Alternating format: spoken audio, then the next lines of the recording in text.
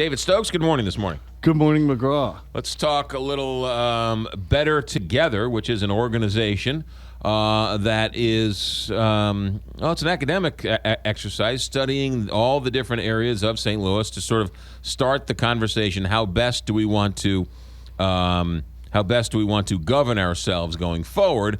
And then there's another organization that is formed to sort of combat the angry, ugly research coming out of Better Together called Cities Strong.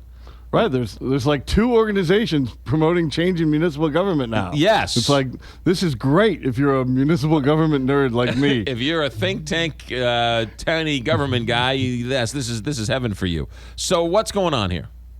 Well, City Strong was formed to counter Better Together's work, and as fans of the show know, I am a fan of the work of Better Together, and that I think the region is too fragmented, and I think there are steps we can take to make some changes to improve that. Now, City Strong is coming along, and their focus is sort of pushing the agenda, and I don't mean that in a bad way, of sort of a pro-city agenda, meaning that the cities of the region do a lot of good things, and that Better Together is overlooking all the good things that the various cities do. And the best thing about it is we're having this discussion. I mean, it might seem arcane and in the weeds to some people out there, but this affects how millions of people in Missouri live, and having this discussion of how to move forward is fantastic. One of the things that City Strong did, there was a story in the paper, and they were quoting a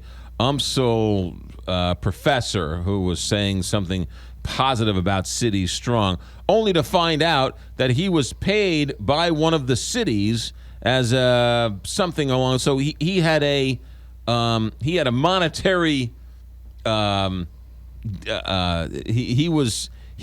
had a monetary benefit by keeping these cities and towns in existence because he was making money off these cities and towns. And it's important that people know that, and it's important that people think when a study is released, what is the organization, whether it's Show Me Institute or Missouri Budget Project, or right, at the city level, Better Together and City Strong.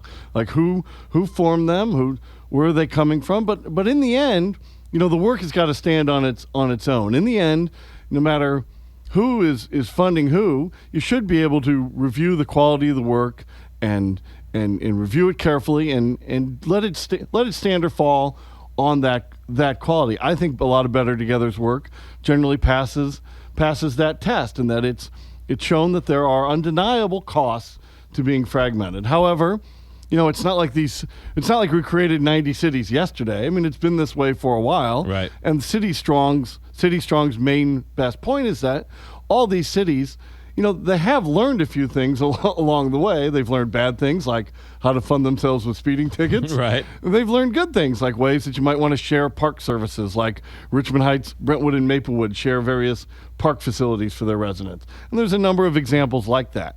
So I would hope that City Strong would promote a positive agenda as well as just bickering over nitpicking and bickering over everything Better Together or whomever might release. But it's part of an interesting debate, and again, as weird as it may seem, it's great that we're having this. Yes, I am taking a more cynical approach. I applaud Better Together for trying to sort of start the conversation. But I think I've sat in this chair long enough and taken the slings and arrows. Anytime somebody wants to make things better, you're usually stepping on somebody else's toes, right?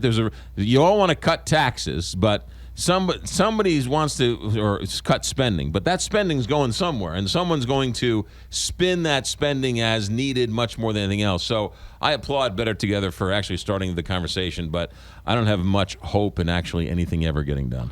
Well, I applaud Better Together, too, and regular listeners won't be surprised by that. But I would hope for City Strong that they don't just sit there to criticize every possible aspect of change. I hope that they come up with their own, say, all right, you want a city-centric government system? What are ways that we can make that better? Because right now the Municipal League is suing to overturn the bill limiting ticket revenue in cities. They're using their own tax dollars to to overrule a law which would then force them to write more tickets for those people.